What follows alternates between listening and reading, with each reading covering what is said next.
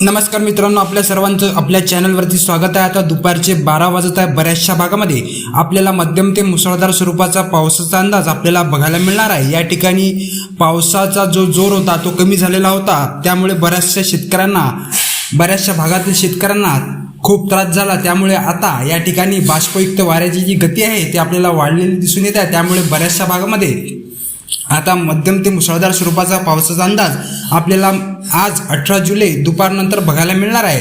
तर या ठिकाणी ती कोणती जिल्हे कोणती तालुके आहे ते आपण या व्हिडिओच्या माध्यमातून जाणून घेणार आहोत। व्हिडिओला कुठेही स्किप न करता व्हिडिओला शेवटपर्यंत नक्की बघा आणि तुम्ही जर चॅनलवरती व्हिडिओवरती नवीन आला असाल तर व्हिडिओला लाईक करा, चॅनलला सबस्क्राईब करा।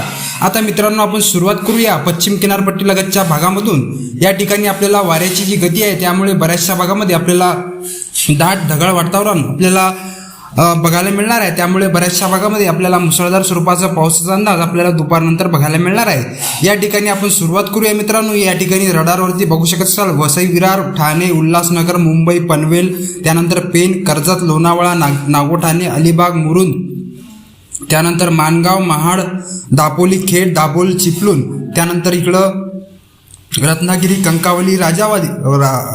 कंकावली, सावंतवाडी या प्रदेशामध्ये आपल्याला मध्यम ते मुसळधार स्वरूपाचा पावसाचा अंदाज आपल्याला दुपारनंतर बघायला मिळणार आहे। त्यानंतर इकडे बघू शकत असाल मित्रांनो कोल्हापूर आहे, त्यानंतर सांगली, निप्पाणी, कराड, विटा, वडूज या प्रदेशामध्ये सुद्धा आपल्याला विजांचा कडकडाटासह आपल्याला मध्यम ते मुसळधार स्वरूपाचा पावसाचा अंदाज आपल्याला दुपारनंतर बघायला मिळणार आहे। त्यानंतर इकडे भोर आहे, पुणे आहे, त्यानंतर चाकण आहे, लोणावळा आहे, त्यानंतर इकडे जुन्नर आहे, घोटी, अकोले, त्यानंतर नाशिक, पेठ या प्रदेशामध्ये सुद्धा आपल्याला मध्यम ते मुसळधार स्वरूपाचा पावसाचा अंदाज आपल्याला दुपारनंतर बघायला मिळणार आहे। त्यानंतर इकडे नंदुरबारचा जो प्रदेश आहे हा कोरडा असणार आहे। तत्पूर्वी या भागामध्ये आपल्याला किरकोळ स्वरूपाचा पावसाचा अंदाज आपल्याला दुपारनंतर बघायला मिळणार आहे। नंदुरबार आहे, त्यामध्ये साक्री आहे, या प्रदेशामध्ये फारसा पाऊस बघायला मिळणार नाही, तरी पण किरकोळ स्वरूपाचा पावसाचा अंदाज आपल्याला दुपारनंतर बघायला मिळणार आहे। त्यानंतर इकडे शिरपूर, धुळे आहे, मालेगाव आहे, चाळीसगाव आहे, मनमाड आहे, त्यानंतर छत्रपती संभाजीनगर, श्रीरामपूर, पैठण, अहिल्यानगर, त्यानंतर दौंड, इंदापूर, बारामती, त्यानंतर सोलापूर, पंढरपूर, सांगोले, बार्शी, धाराशिव, तुळजापूर, अक्कलकोट, करमाळा या प्रदेशामध्ये सुद्धा आपल्याला मध्यम ते मुसळधार स्वरूपाचा पावसाचा अंदाज आपल्याला दुपारनंतर बघायला मिळणार आहे। त्यानंतर इकडे नलदुर्ग आहे, लातूर आहे, कैज आहे, परळी वैजनाथ आहे, अहमदपूर आहे, उदगीर आहे, बिदर आहे, बसव कल्याण या प्रदेशामध्ये सुद्धा आपल्याला किरकोळ ते मध्यम स्वरूपाचा पावसाचा अंदाज आपल्याला दुपारनंतर बघायला मिळणार आहे। त्यानंतर इकडे बघू शकत असाल मित्रांनो रडारवरती बीड आहे, त्यानंतर पैठण आहे, जामखेड आहे, त्यानंतर जालना आहे, परतूर आहे, मंठा आहे, शेलू आहे, त्यानंतर इकडं रामपूर या प्रदेशामध्ये सुद्धा आपल्याला मध्यम ते मुसळधार स्वरूपाचा पावसाचा अंदाज आपल्याला दुपारनंतर बघायला मिळणार आहे। त्यानंतर इकडे बघू शकत असाल मित्रांनो आपण अंबेजोगाई, परळी वैजनाथ, गंगाखेड, त्यानंतर अहमदपूर, त्यानंतर पूर्णा, कंधार, परभणी, बसमत या प्रदेशामध्ये सुद्धा आपल्याला मध्यम ते मुसळधार स्वरूपाचा पावसाचा अंदाज आपल्याला दुपारनंतर बघायला मिळणार आहे। त्यानंतर हा नांदेड जिल्ह्यामध्ये नांदेड आहे, अर्धापूर आहे, भैसा आहे, मुदखेड आहे, मुखेड आहे, नायगाव आहे, त्यानंतर पेठ उमरी आहे, त्यानंतर धर्माबाद आहे, या प्रदेशामध्ये सुद्धा आपल्याला मध्यम ते किरकोळ स्वरूपाचा पावसाचा अंदाज आपल्याला दुपारनंतर बघायला मिळणार आहे। त्यानंतर इकडं औंढा नागनाथ आहे, हिंगोली आहे, शेनगाव आहे, त्यानंतर इकडं लोणार आहे, मेहकर आहे, जानेफळ आहे, त्यानंतर चिखली, बुलढाणा, मोताळा, नांदुरा, मलकापूर हा संपूर्ण प्रदेश आपल्याला कोरडा असणार आहे। तत्पूर्वी या भागामध्ये किरकोळ स्वरूपाचा पावसाचा अंदाज आपल्याला दुपारनंतर बघायला मिळणार आहे।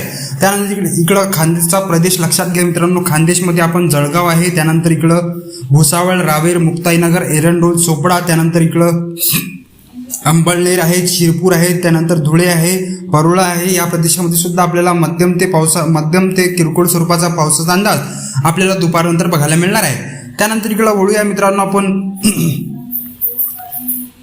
आपण यवतमाळ जिल्ह्यामध्ये यवतमाळमध्ये आपण बघू शकता मित्रांनो यवतमाळ, डिग्रज, दारव्हा, नेर, पुसद, आर्णी, त्यानंतर उमरखेड आहे, त्यानंतर इकडं किनवट, पांढरकवडा, घाटंजी या प्रदेशामध्ये सुद्धा आपल्याला मध्यम ते मुसळधार स्वरूपाचा पावसाचा अंदाज आपल्याला दुपारनंतर बघायला मिळणार आहे। त्यानंतर इकडं आपल्या वाशिम जिल्ह्यामध्ये मंगरुळपीर आहे, कारंजा लाड आहे, त्यानंतर वाशिम आहे, त्यानंतर मालेगाव आहे, रिसोड आहे, त्यानंतर अकोल्यामध्ये बाळापूर, परतूर, खामगाव, दर्यापूर, मूर्तिजापूर, पातूर या प्रदेशामध्ये आपल्याला किरकोळ स्वरूपाचा पावसाचा अंदाज आपल्याला दुपारनंतर बघायला मिळणार आहे। फारसा पाऊस या भागामध्ये पडणार नाही। त्यानंतर इकडं तेलारा आहे, अकोट आहे, दर्यापूर आहे, त्यानंतर चिखलदरा, परतवाडा, अचलपूर, अमरावती, मोझरी, मोर्शी, आष्टी, चांदूर बाजार, चांदूर रेल्वे या प्रदेशामध्ये सुद्धा आपल्याला मध्यम ते मुसळधार स्वरूपाचा पावसाचा अंदाज आपल्याला दुपारनंतर बघायला मिळणार आहे. त्यानंतर इकडं वर्धा आहे, हिंगणघाट आहे, लखमापूर आहे, कोल्हापूर आहे, कोंडोली, काटोल, नरखेड, पांडुर्णा, चौसार, सावनेर, त्यानंतर धवलपूर, नागपूर, रामटेक, उमरेड या प्रदेशामध्ये सुद्धा आपल्याला मध्यम ते मुसळधार स्वरूपाचा पावसाचा अंदाज आपल्याला दुपारनंतर बघायला मिळणार आहे. त्यानंतर इकडं तुमसर आहे, तिरोरा आहे, भंडारा आहे, गोंदिया आहे, त्यानंतर साकोली आहे, त्यानंतर वाराशिवनी आहे, गोंदिया आहे, त्यानंतर इकडं आमगाव आहे, देवरी आहे, त्यानंतर आरमोरी आहे, गडचिरोली आहे, ब्रह्मपुरी, चंद्रपूर, चमरोशी, त्यानंतर इकडं कोळसा, चिमूर, त्यानंतर इकडं भद्रावती या संपूर्ण पश्चिम विदर्भातला जो प्रदेश आहे मित्रांनो, पूर्व विदर्भातला जो संपूर्ण प्रदेशामध्ये आपल्याला अतिमुसळधार स्वरूपाचा पावसाचा अंदाज आपल्याला बघायला मिळणार आहे. तर हा अंदाज तुम्ही लक्षात ठेवा.